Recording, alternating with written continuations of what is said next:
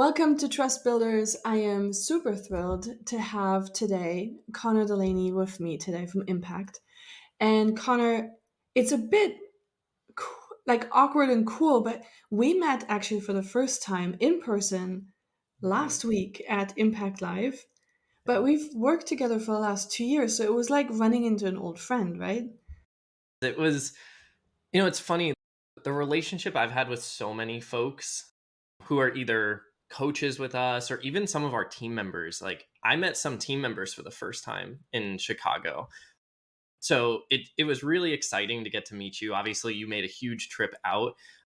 But yeah, it was funny because it felt like we've known each other for so long, but to actually be able to say hi, to hug, and it was so different and unique. And I'm so glad that we got the opportunity to. It was awesome. It was awesome. So, before we get to the actual topic of today's conversation, which is really going to be mostly about sales, you are starting to prepare for a marathon, right? You're having a marathon coming up next I week. have a marathon on, so we're filming on the 1st, and I don't know if time wise, obviously, I know you like to record ahead, but I have a marathon on May 5th. So we're only like 4 days away, which is pretty nuts. But it's coming up fast, and we're so excited for it. I can't wait. I appreciate taking the time out of your schedule to do that. Of All course. right. So let's get to the topic of today. I've been having a lot of conversations with CEOs of prefab and modular businesses. And one of the key things they keep telling me is that education is one of the main obstacles that they run into in their sales process. Hmm. Now, with prefab and modular, I can see that because there's a lot of preconceived notions about what prefab is, how expensive is it really cheap quality? But this really applies to a lot of industries. Mhm. But when you dig a little deeper of how they try to overcome that, a lot of times the answer is once they get to the salesperson. Right. What's your reaction when you hear that? And what are the potential issues that arise with that sort of scenario? Yeah, so obviously the industries you mentioned, it can run rampant, but we see it across any industry. I've spoken to companies in payroll. It can go across the board where once they get in front of our people, then we'll get them hooked. But the challenge is buyers don't want to wait for that in order to make decisions. So my initial reaction tells me that's likely an old school way of thinking, and there's likely a lot of opportunity being left on the table because we're hoping that they're patient enough, they being the customer, that the customer is patient enough to say, I do want to talk to someone. But most of the time, and we're finding that, especially in this more digital age, obviously the world changed 4 years ago and everything was virtual, that customers are less and less likely to actually want to talk to a salesperson until they have to. And so they're not going to make a decision of, I'll learn from them when I get there. They want to learn before, and the salesperson's just a step in the process. They're not the person taking them through, which is hard, especially for I'm a salesperson. Like I want to be able to control that journey and control that narrative. So the way that operates is much different than it was 10, 20 years ago, where information wasn't as available. And so when they say that education is a big challenge, what they're not recognizing, and most leaders aren't even still, and this is where so much opportunity is available, is that education piece happens before they talk to your salesperson.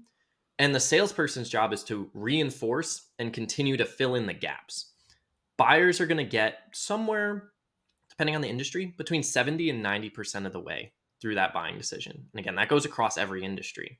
So if we're educating most of the way, the salesperson's there to fill in the gaps, answer additional questions, and get really specific about that individual's scenario, their use case for whatever thing they want to purchase or they're considering buying from you. Um, that's where I think so many businesses are getting it wrong. Is they're just thinking they just have to know our brand, and then our salespeople are going to crush it. But if you don't have the world's best salespeople, and even if you do, there's probably so many people that are never going to get in front of that salesperson. So you're just crossing your fingers, which isn't a good strategy either. Yeah, hope is never a strategy. It's not. Yeah. So if I, in preparation for this call, I looked at a few larger companies like Gong, HubSpot, Zendesk, all of their sales models and how they map out the sales models. So here's two of them: prospect, contact the prospect, qualify the buyer, pitch the solution, overcome the objections, close, and follow up. Mm, Or find leads, connect, qualify, present, overcome objections, close, nurture. It's pretty much the same thing, just a different color, right? right. That is your traditional sales process. Mhm. If we have what you just said, and 60 to 90% of that process is covered by the buyer really educating themselves, Mhm. how do we have to change that process in terms of in our role as a salesperson to fit better in this new world? Yeah, the biggest thing that stands out in both of those scenarios that you laid out is okay, prospecting, totally fine. Get in front of them, have a conversation, sure. Pitch stuff, field objections. Like that's those two steps are the things that I think a lot of people are getting wrong. Is you have this initial little conversation, and what you're probably doing is you hear them mention, for HubSpot, for example, they might say, yeah, we run some social media. And then they immediately start pitching. And I'm not just calling out HubSpot, like it's just for Yeah. sake of example. They immediately pitch, oh, we do HubSpot social media like as part of our marketing hub, and they do all these things. And then it's like, social media is not really an important part, but they just go immediately into pitching. When I think about how you'd revamp that process, it's prospecting, have an initial conversation, learn what they're struggling with, do a lot of digging up front, build a recommended proposal or a recommended solution, help make sure that this feels like the right fit to the prospect, sell the thing. Where I think so many people aren't spending time is over here. And I know if it's audio only, is in the beginning, where once they say, yeah, I'd be willing to have a conversation, you're spending the time trying to learn and understand where they are today. A lot of salespeople are almost like it's, I like to say happy ears in the sense of you hear one thing that other people you've solved for before, and you immediately dive into that.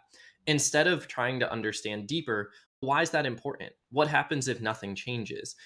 When you can resist or have the patience to dig a level deeper, that's where you're going to win deals and you're not going to have to overcome objections. Because if you're getting to the point of proposing a solution, you should feel so confident you know everything about it that the only thing that's going to get in the way is if you missed something before, not because you pitch something and you're hoping that it's going to work. Like you said earlier, hope is not a sales strategy. Crossing our fingers is not a sales strategy. So if you spend more time up front, those later stages, that solution, that customer should be saying, oh my gosh, this is exactly what I needed. I've been waiting for something like this. And because it feels so catered to me, I'm probably willing to spend a little bit more. I'm probably willing to wait a little bit longer if it's going to take longer. I'm willing to to look past some potential shortcomings because I know it's going to solve some of the deeper problems that I have, which most salespeople do not get into. They stay pretty surface level, and it's probably costing them a lot of business.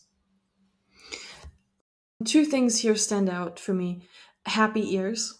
So there's a Mhm. shift of like what some salespeople who are absolutely world class do is they are not just listening for you to take a breath and chime in with whatever they want to say, based on what the conversation just triggered in terms of, oh yeah, you check the list. Right. But they actually do what? They like to ask questions. They like to follow up. They like to, when a salesperson takes the time to show that they're actually listening to you and they're not waiting to respond and they're showing that they genuinely want to hear, that usually shows to a prospect that you genuinely want to help too. And immediately that guard goes down. I think that's the biggest thing is when you show that I asked a question because you mentioned this thing, everyone says, "Oh, you're not here to just pitch me. You're not here to just digging for something that you can sell to me. You genuinely are thinking about me and my business." And this was actually, I know this is a little bit of a tangent, but this is a a conversation I had with a prospect recently, and they're not a perfect fit to work with Impact. But what they said was at the end of this call, they said, "You got us thinking differently than we were walking into that call, and that means a ton to us. And so we're going to work on maybe there's a way that we can work together, or we can refer business or other things." And just by listening to them and hearing what they thought the problem was and helping them see what the real challenge is, which is typically something that's a little more emotional. Going from we need more revenue. Why do you need more revenue? If we don't have more revenue, I'm probably going to have to let people go, or we're going to have to cut part. Like, that's a little more emotional, especially to a business owner or a business leader when their business is at stake. Or they might say, if we're not able to grow, I want to exit and like live the next stage of my journey on that piece. When you get to that stage, now they're emotionally invested and they're more likely to make a decision than they are just, can you get me more leads? Because leads, there's always a deeper level for it. That was a huge tangent, Hannah, but that's what I see. And that's where my head goes to. Yeah, I set you up there for that. Yeah, no, being genuinely curious and leading with questions Mhm. over everything else is definitely a quality of a top salesperson nowadays. Now, the second thing that sparked this, though, is if you have this attitude, you need to also be willing to let people go that aren't good fits, right? So you have to change your attitude from I want to desperately sell to everyone who comes through my door because I have to meet my quota to I will only sell to truly good fit leads. Yeah. How do you have you encountered that as an obstacle in people, and how do you change that sort of mind shift? Yeah. It's one of the hardest parts of selling. And I would say I don't know a salesperson that's ever had a perfect record with that. It's very easy to see every opportunity as like a must close, and you want them to close, but you have to think bigger picture. So I think that there's two main areas that allow that to be possible too. So number one is confidence in what you do and who you help. So when I walk into a sales conversation, and I think most salespeople should have this, is you should confidently feel that you can help someone, but Hmm. you need to discover if they actually are a good fit for where you help. But you have to also have the confidence to say, you're not a good fit for Impact. You're not a good fit for 3P Creative. You're not a good fit for anyone, for XYZ person. I shouldn't say anyone, Yeah. but you're not a good fit. And what I found is, again, that's a trust builder for people. That is oh, why do you say that? And that gets them curious about who is a good fit. So confidence is a huge thing. Authority is the second thing. And they go hand in hand. But when I say authority, it means, do they trust exactly what you're saying? And do you have what I like to call the speed on bases? And that's a phrase from a coaching or a sales framework that we follow. But it basically means, do they like you enough to trust what you're saying? And are they willing to follow you and want to work with you versus other people? So if you spend the time in the sales process to show that you're genuinely listening, like we were just talking about, that you feel you have an understanding of their problem and what success will look like long term, if your company isn't a fit for that, and you have the ability and the confidence to say, yeah, I don't feel that we can actually help solve your problem based on Hmm. here's what I've heard, their problem isn't going to change, but their approach to it might. And what I've found is, over time, even if if an opportunity is not a great fit for us, but they have such a great experience with us, they're likely going to try to find a way to work with us sometime down the road. And we've had a lot of people come back around and say, hey, I fixed that other thing based on what you said, and you were right. Now I want to talk about the problems that you solve and how can we work with you. That's what building trust in the sales process looks like, is you're establishing that authority, but you're showing, I'm not here to sell to everybody. And if you're not a good fit, I'm going to let you know. And I'm not going to waste your time, and you're not going to waste my time. which I think salespeople, and this is a side thing, but salespeople fall in this trap a lot of devaluing their time. And that's a huge learning lesson I've had personally is I would give my time away like crazy.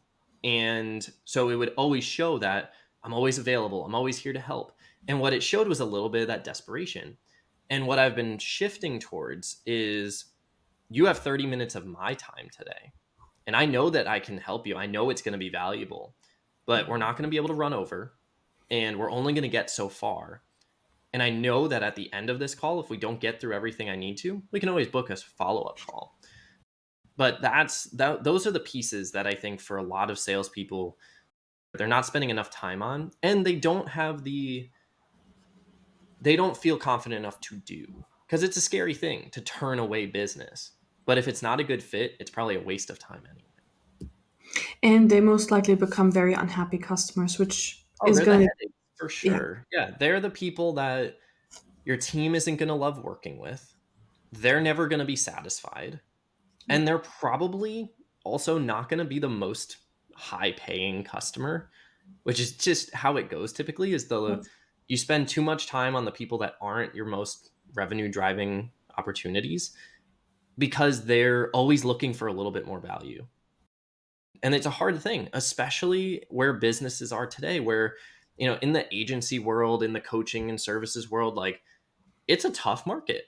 And so you don't want to turn away opportunities, but you also don't want to jeopardize your team. You don't want to jeopardize the client. So you have to Your think bigger. reputation. Yeah, your reputation, because the worst thing that can happen is they work with you for a couple months, they dislike working with you, and they start telling their friends that they didn't like working with you because it's just going to turn away future business too. But it's hard to get out of that because for a lot of salespeople, it's the hit the quotas, it's the win now and we'll figure it out later, which is a really tricky business to sell in.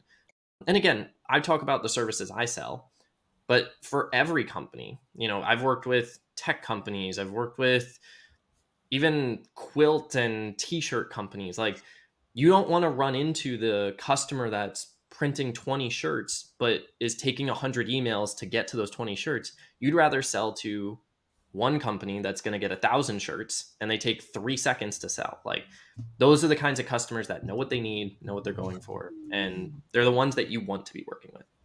Yeah. So you've given us a few really good sound bites there a few minutes ago of what it sounds like if you are a authoritative, trustworthy guide.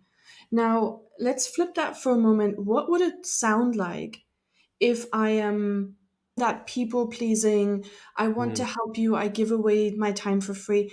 What are some key phrases that you keep hearing and that people might say as their completely natural way of having a conversation that they might not even be aware that weakens their authority? Yeah, I think the biggest one that I've used and heard recently is, do you have a little bit of time to run over today? And immediately you're giving away more than what you booked.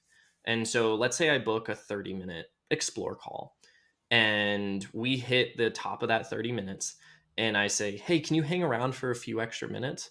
I'm immediately giving them permission to say no. And in an analogy standpoint, I'm passing them the ball and now they have control of the conversation because they could say, "No, I can't run over, sorry." Or they can say, "Yeah, I have a few more minutes." You're hoping that they're going to, but immediately you're giving away control of the conversation. The other piece, and this might sound counterintuitive, but I've found that when you're having a challenging conversation, when you're really digging deep with someone and you get to that moment of empathy. So there's always this balance for salespeople of empathy and authority. Hmm. When you have all this authority, when you're really challenging them, you're digging in, you can immediately lose control of the conversation. And really, like, you're going to lose the person if they give a really honest answer.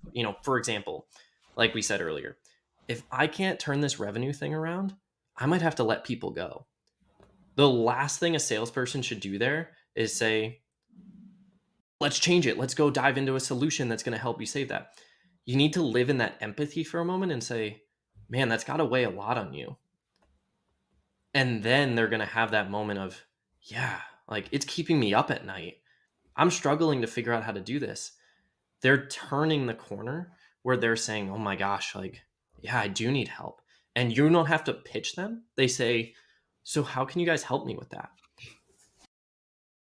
That's where salespeople fall off a lot, is when you get them to open up, when you get a prospect to say something that they probably weren't expecting to tell you. And then you don't take the moment to say, that's got to be a really tough thing. Or I can't imagine how you're managing that right now. Because it puts the emotional burden of like, I see you, I understand what you're saying. But again, a lot of salespeople fail to do that. So that's the other thing that I've been seeing a lot recently and working with sales teams and in sales myself is, if you don't take that moment to tell them, I'm like, I can only imagine what you're going through, they're not going to have that connection that says, thank you for telling me that. Like, I needed that. Because for a lot of business leaders and business owners, they don't really have that person that's going to tell them, life sounds tough right now, because it's what you signed up for. But they need to be validated in all the stress that they're probably bottling up inside them. I've had conversations where CEOs tear up on a call because they care so much, and so many business owners do, where this is their life. Like, they've got friends that they work with, they're supporting the livelihood, which I don't think a lot of people take the time to recognize, that business owners carry the weight of their employees on their shoulders, especially smaller to medium sized businesses.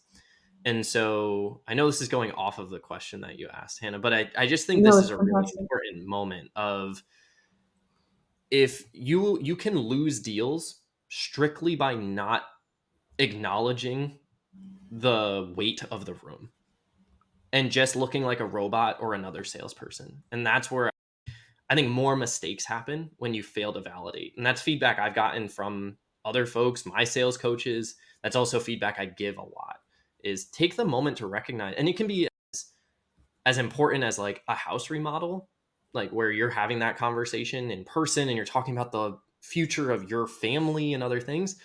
It can be IT services, it can be all that stuff. Like, it goes across every industry, but that moment can mean a lot.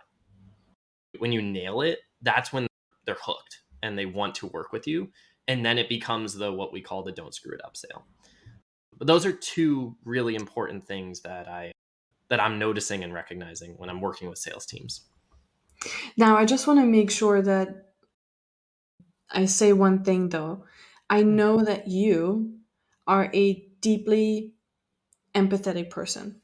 Mm-hmm. Like you, when you say something like that in a conversation, it really comes from your heart and it's meant genuinely. Now, someone might be listening and not have those same empathetic capabilities, or Mm-hmm. maybe they just say, I don't need to feel that every time, I can just say the thing. Yeah. But you slip very quickly into bad territory there if you're not actually being genuinely empathetic in that moment. Yeah. Authenticity is a huge component. And it's hard, and I don't recommend it. Like, you should never fake it. But if you're salespeople are going to have good days and bad days. Every human does. And so sometimes you might not have the, oh my gosh, like that just sounds so difficult, Hannah. Like, you may not have that genuine moment. And yes, like, I'm that person that, like, I think about that first. Not every person does that. But what I think you can do, if that's the case, if you're not like a emotional first person, which that sounds weird, but we know what we're talking about, right? Yeah.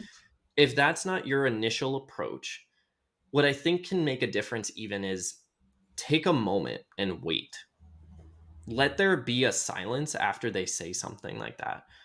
Let there be that moment to just let that sink in. Because sometimes what's going to happen is that awkward 2 to 4 second silence after they say that, they're going to say, man, I didn't expect to share that with you. And they're going to say it themselves. And then you're going to be like, yeah, I didn't either. But like, clearly we got to the root of something, right? And you're going to validate that with them, and they're probably going to open up even more with you. So just by not moving past it, but allowing it to just sit there, that can mean as much as you actually calling it out yourself. I think that's where most salespeople probably fall, is just giving it the breadth of day to say, wow, thanks for sharing that. Even a thank you, that can mean a lot too. That's where I think most people will fall. Are you always going to be able to like empathize with them and show like, wow, that's really tough. Like I fall that way. Most people might not. Like you said, that's how I would approach it otherwise. That would be another couple of tactics. Again, a thank you for sharing that, acknowledgement, or give it a moment, see what their response to saying that is. Because sometimes it's going to be really uncomfortable and awkward too. Because they might share stuff about their family. They might share stuff about a coworker. I've had that happen before of, yeah, I'm really concerned that our VP of marketing isn't the right fit. And Hmm. it's like, I didn't ask you about that. But you sharing that is a really important thing for us to know. And it's probably getting it out of, a phrase that we like to say at Impact is out from the back of your head to the front of your mouth. It's probably a thought that's been in there for a while and it's coming out now. Yeah. But those are a couple things. Now, what does it look like if you had a few examples of how to close it or how to in the middle of the call, but authority a lot of times gets established the second we connect or even before we hop on the call. How do Right. you establish authority before and in the first few seconds of the call starting? Yeah. So we'll use this as an example. So someone comes to your website, they go to maybe like a schedule a call or book an appointment link, and they find a time and they book an appointment. As soon as that happens, what I like to do is I'm going to send like, hey, thanks for booking the call. You send that email. But what I like to do is within that, so it's going to be hey, Hannah, like really looking forward to our call on Friday. You had mentioned a couple of these things in your form submission. I have two questions that I want you to think about before our Mhm. conversation on Friday. So it uses a principle called assignment selling, which I know you're a huge fan of. They ask you answer. Obviously, you're a certified coach. But what I use there is instead of sending content, which is what assignment selling is Mhm. typically thought of, it's giving them something to complete beforehand. So I'm going to send them a video typically with two questions in it. And those two questions are usually going to be related to their form submission. So, for sake of example, they say, I want to get more leads so I can grow my business. I'm going to ask them questions like, before our call on Friday, here's a couple things I want you to think about. Number one, what does your existing sales and marketing strategy look like? What's working? What's not working? Blah, blah, blah. Now, second question, you mentioned you want to get more leads. How many leads are you getting today? And in an ideal world, at the end of this year, for sake of example, how many leads would you like to be seeing come in at a given month every 30 days? I ask those two questions to immediately set the expectations of we're going to get down to business when we get on this call. And these are things you can do ahead because this is the direction I'm going to take the conversation. And immediately it has nothing to do with, and here's how we're going to solve the problem. It's just, we're going to look at what you're doing right now to understand the current state of things. That immediately, one, is going to tell them, here's what we're doing. I'm ready to take this on. We're going to go tackle it together. But two, it's going to show them that like I'm serious about helping. And when they show up to that call, I'm going to make sure that they did those things, that they took the time to go through it.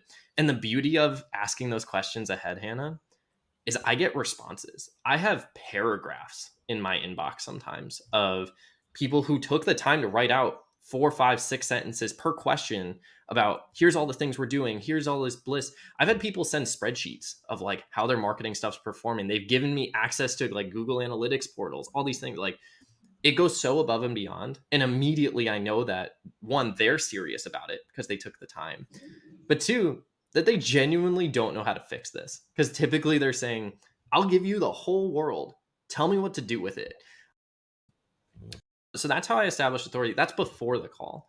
When we get to the conversation, it's reinforcing those pieces. Did you complete these things? If they responded, it's like, thank you for doing that. I appreciate you taking the time to do that because it's going to make this conversation a lot more effective. But then I'm going to set the guardrails of, I know you spent some time with that. We're going to dig into all these things. I'm going to spend a lot of time asking you questions. And some of those questions might make you uncomfortable. That's Mhm. what I like to do ahead of time and say, I'm going to challenge you on some things that you might feel really passionate about because it's going to make sure that we're solving the problem that you came to us with. And at the end of that call, I might determine that we're not the right fit, but I'm going to let you know what next steps look like if that's the case. Does that sound good to you? I don't think I've ever had someone say, no, I'd rather do this.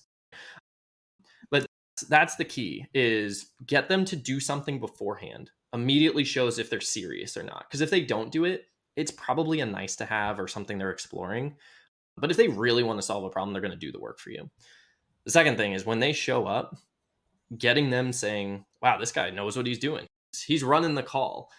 And it's not in a way of like, shut up and listen to me, but it's, I know you're serious about solving this, and I am too. So let's get right down to business. So you don't waste time doing the, hi, I'm Connor, I'm from Impact, I help businesses do this, that, and the other. Like, they're already there. They showed up. You don't have to spend time explaining what you're going to do. It's, did you do the stuff already? Let's get into it. That's how I establish authority for pretty much every sales call that I have. Even if I know them, I'm still setting those expectations and having them do something to show that they're ready to rock and roll. Yeah, cool. Now let's go to the other end of that spectrum. Right. One of my biggest pet peeves is ending a call and saying, if you have any questions, let me know. Ooh, yeah, that one hurts. Or why don't you talk to your boss and figure out a time when we can meet next? Hmm. How can we handle that one better? And why is it a bad idea to say those things? Yeah. So I'll answer the second part first. It's a Yep. bad thing when you end a call at that state. Again, you're giving complete control to them, and there's no next steps attached to it. Or even if you say, like, go talk to your boss, you have no control of that happening. And as a salesperson, you want to control the journey. Yes, there's going to be components that they have to do, but you should be guiding them through every step of the process. And so if you fail to do that, if you fail to schedule a next step, whether it's a next call, whether it's a, hey, you're going to go meet with leadership, you need to set some kind of deadline for when the next thing is going to happen. So if I hear, I need to go talk to my boss about this, I'm not the decision maker, there's a couple of routes that you can take. And we'll use that one as the example of how do you end a call. The first thing I'm going to say is, hey, so let's, either way, I want you to go have that conversation with your boss. And I'm going to schedule a call for a week from today. That immediately establishes a deadline for them Mhm. of, I need to have this conversation in the next 7 days. And you get their commitment to it. Now, would I give them 7 days? Usually not. I'd usually give them like 2 to 3 days. Weekends obviously make it tricky, but you get the idea. Business days. I'm going to give them a couple days. I'm going to say, we're going to meet again on Friday of this week. And by then, I'd like you to have had this conversation. And if it goes one way, we'll talk about this. If it goes another way, we'll do XYZ thing. You give them the two options, but really, you know that if they don't make that conversation happen, they're going to feel the crap, I messed up. The other piece should be, if they need to get the boss on the call, you should say, hey, can you pull up their calendar? Like, do you have access to it? And if they say yes, all right, great. Can we try to find like a 30-minute window? And if they need to have that conversation ahead of time, it's always like, let's try for next Tuesday. And in worst case, we can move it around. I'd rather have something on the schedule because that's still keeping you on a timeline. But yeah, as soon as you say, do you have any questions at the end of the call? Again, you're just immediately losing any authority that you had in that call. And really, it means that you probably aren't as confident as you need to be in terms of what you just shared with them, what you went through. Yes, they're going to have questions, they're going to have feedback, they're going to have thoughts. But if you had a real conversation with them, you shouldn't have to ask that because it sounds like you just ended your pitch and you're saying, what did I miss? Instead of, here's where we got to on our call today, and here's where we're going next. If you give your customer a path that they're going to follow, they're going to want to stay on the path and they're going to trust that you're guiding them along that path. But you have to paint the path. They're not going to make it. They're going to fall into the trees. They're going to drive off the cliff, whatever it is, just because they don't know where they're going. So it's your job to say, here's where we got to, here's where we're going next, and here's how we're going to get there. You continue to drive them forward, they're going to trust you. But it's your job as the salesperson to know where you're going, which I think is an undervalued and underrealized skill that salespeople have or don't have, which is you know where you're going next. I think for a lot of salespeople, it's either they're following a super strict process and they don't deviate from it, or it's like the Wild West and they're shooting from the hip and seeing where it lands and hoping they get there. You have to have some idea of where you're trying to get to, which is where like the agenda at the beginning of that call can be helpful. And agendas can be loose. It doesn't mean we're going to do this first, this second, this third. Here's what we've covered so far. By the end of the call, I'm expecting to be about here. But if we don't get there, we'll figure out what we do next. You're giving them some idea of what they're going to focus on in that next conversation. So then at the end, they already expect, okay, we got to that point. We already covered everything. What's next? And they're looking forward to it, not questioning where they're going or why you had that conversation. Yeah, because I think you and I structure our sales processes a little bit different. We don't, or, we help other sales teams learn that process of approaching sales processes differently. It's not by the meetings that you book, and we have to get from the exploratory call to the, problem assessment call, and that's 30 minutes and that's 45 minutes. But we know we have to cross certain red flags or yellow or green flags that we have to make sure they either pass or they don't. But as long as they haven't met that milestone, we're not moving forward. But it's our job as a salesperson to know where we're going next and how fast we have to take that person.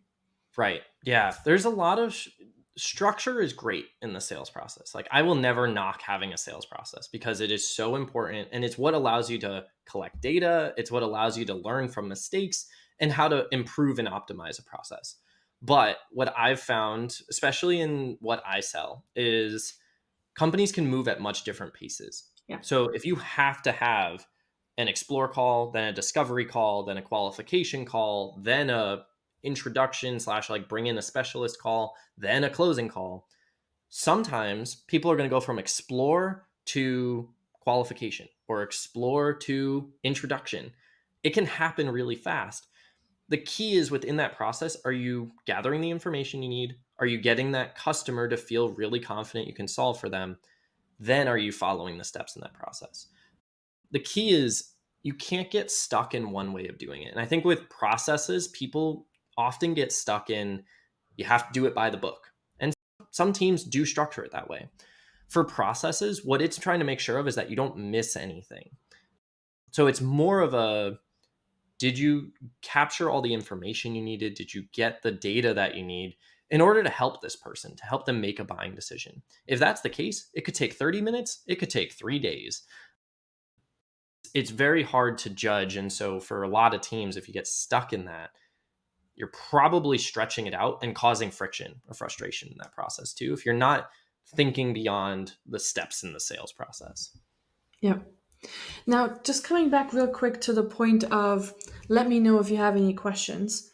Yeah. Because the consequence of asking a question like that is you're raising a flag, in the best case scenario, you're raising a flag in the buyer's mind of, shoot, should I have any more questions? And they feel like they should, right? At this point, they feel like you make them feel like they're missing something. You're leaving that open, you're not having that next step booked, you're not Right. showing them what the next process is.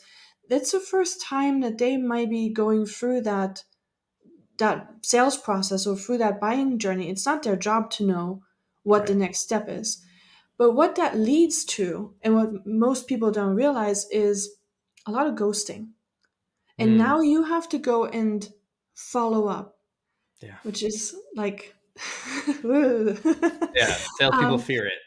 Nobody right? likes the follow up unless it's But you required, right? mentioned assignment selling before, and Mhm. I feel like assignment selling is the fix all to the follow up problem. Hmm. Can you explain a bit why follow up isn't really an issue if you're doing assignment selling? At a high level, sales is all about momentum. Mhm. Most people are going to lose deals because people like to say, time kills all deals. I think momentum kills a lot of sales deals because time can mean it's going to take a couple months, it can mean a couple days, whatever it is. So when I think about assignment selling and I think about, again, the question that you brought up, if they're going to have questions, you should be addressing them ahead of time. You should be hanging the light and saying, I'm going to call this out myself because it's probably going to come up either way. So what I typically find is at the end of that call, instead of asking that question, you can say, now, when businesses get to this decision-making process, which is an important one, again, bringing up some empathy of, you're about to make a big buying decision. And before you do that, as the authority, here are some things that most businesses ask about and are curious about before they make that decision. And while you may be all set and you may feel like you know everything, I want you to take the time to watch this video, read this article, do this thing, just in case there's anything that raises a flag for you. Because I don't want anything to catch you off guard when we move to this next step, which might be when we move to this proposal presentation, when we move to the agreement review, whatever that next step is. You should be addressing those questions ahead, and you should be confident enough in your sales process that you know what's coming next. Now, sometimes they're going to be really upfront and proactive, and they're going to ask the questions right away. I find a good chunk of the time, if they're quiet, they still have those questions. They're just hesitant to ask them because they either like you, don't like you, or aren't sure if it's a dumb question or not.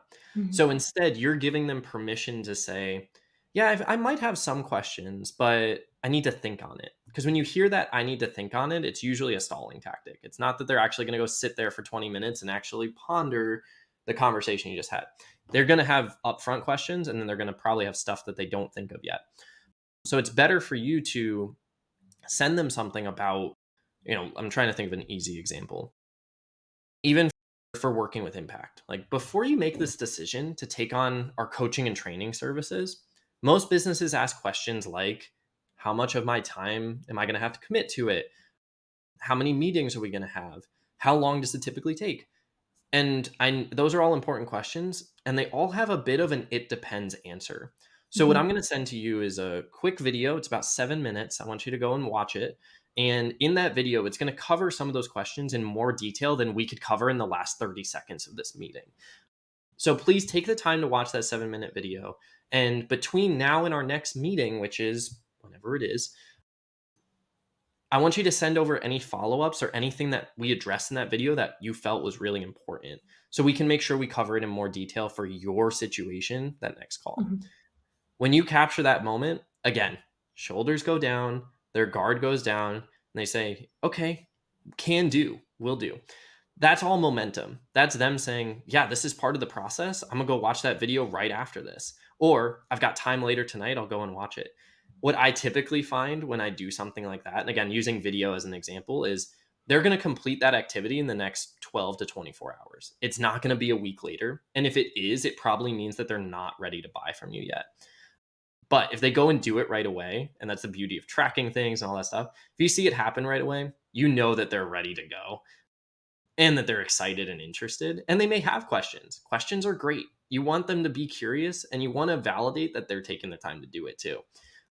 But that's how I use assignment selling at the end of those calls, especially because you're asking that question right at the end. You probably don't have time to answer questions. So help them say, I know you've probably got questions. I want you to go watch this first. And after that, send additional ones. That's a game changer for people. And it respects their time of, I know you've got questions. I wish we had more time to cover them today. So instead, we're going to do this. And it's going to cover most of what I'm expecting is in your head. And there's probably others. You're giving them the opportunity to have that freedom, but they also are respecting where you're taking them next. And it's clear that you know where you're going to. Yeah. Yeah, absolutely. This was super, super insightful. I want to move on to the closing segment where I'm going to ask you, what is a book that has changed your life in the last 6 months? Hmm. So I was looking, when you sent this over ahead, I was looking at my bookshelf, which I have right over here. And there were two books that stood out, and I know I have to pick one. So the one that I'm going to pick is, and it has to do with products. So it doesn't actually have to do with sales, but it's called Continuous Discovery Habits by Teresa Torres. And in my past role, I was helping build a product. It was a learning community, it was courses, it was scorecards and accountability tools. It was this whole thing. And this book, it's called Continuous Discovery Habits: Discover Products That Create Customer Value and Business Value. And it's really about, the principles apply to sales in the sense of, you need to be really curious, you need to be willing to be wrong a lot and remove the assumptions from building a product to where you think a solution could come from, all those things. And you need to be able to do really small incremental wins to get to the big picture. So what it works to eliminate is, in the product world, huge overhauls of certain features. And instead it says do these micro things and test Mhm. everything along the way in order to make it better.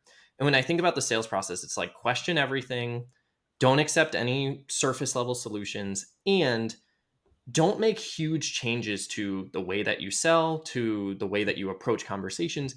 Try little things all the time until you start seeing success with it. So, for example, all the things that we've shared today, I think the most important thing most salespeople can do is either address before the call or address right at the end of the call, like we just talked about. Yeah.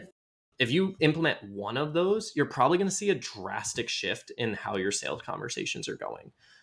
But don't do everything at once because you're probably going to make mistakes the entire time. So it's better to try things one step at a time. But this book was recommended by a friend. It has been one of my favorite business books that I've never seen people talk about, that I think is Mhm. really effective, again, not only in the product world, but really in running a business. I think it's a really great framework and a great approach. I'll put that one in the show notes. It's definitely Oh, one that I haven't heard about, and I'm very curious to check out. awesome. Well, I'm thank glad you. I broke through because I know you're a big reader, Hannah. So I was hoping to Yeah, find one that's a little bit unique to what other books people talk about.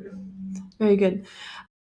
And now I'm going to ask you to do a 2-minute rant on a subject of your choice. Are Hmm. you ready? I guess so.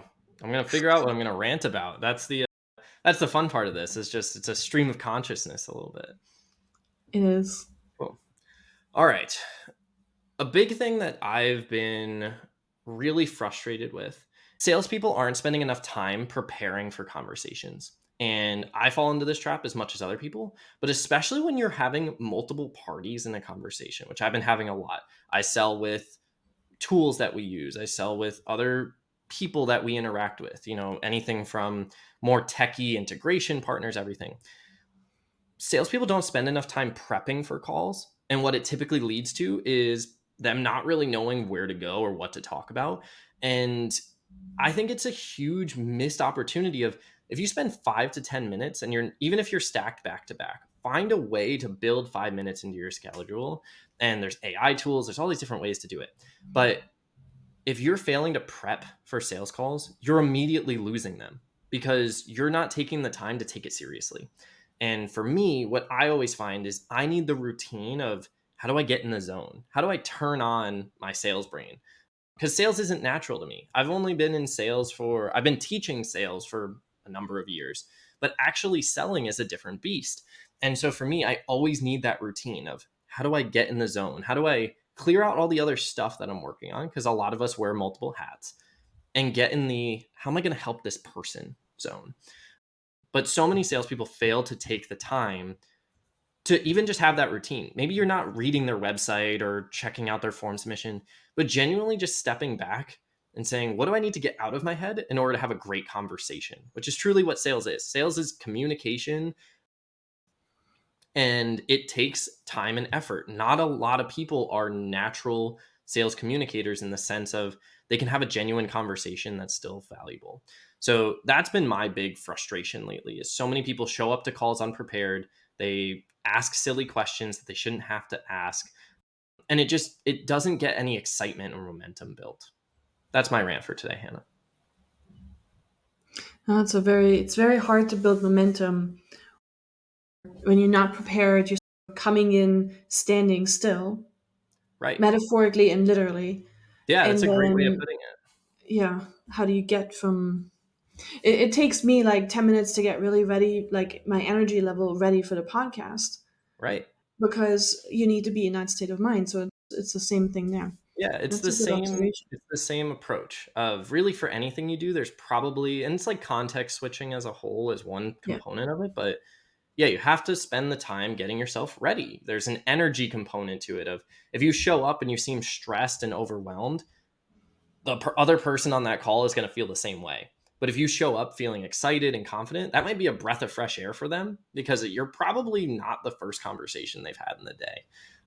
So yeah, 100%. I agree. Even for podcasts, whether it's going into an internal meeting, a one-on-one, you always got to have that moment of, how do I get myself into the mental space for this? Take the time to do that, because if you don't, your prospects probably know it more than you think. Yeah. And probably more than you in that moment. Okay, cool. Connor, thank you so, so much. This was so many nuggets of wisdom and super practical advice. And all I can do is just wish you luck for May 5th for your Thank you. marathon. Thank you. And I don't have any runner advice. I don't run, but I do wish that you make it to the end and that you don't have to tape your feet that much. That's the key, right? Just got to survive the day. Got to have fun with Yeah, it. The rule that I use, and I think it's a good life lesson, is smile every mile. Enjoy the ride that you're out there. And even if it doesn't feel great, find a way to smile through it. that's awesome. Good closing thoughts. Thank you so very much. Thanks, Hannah. Appreciate it. Bye.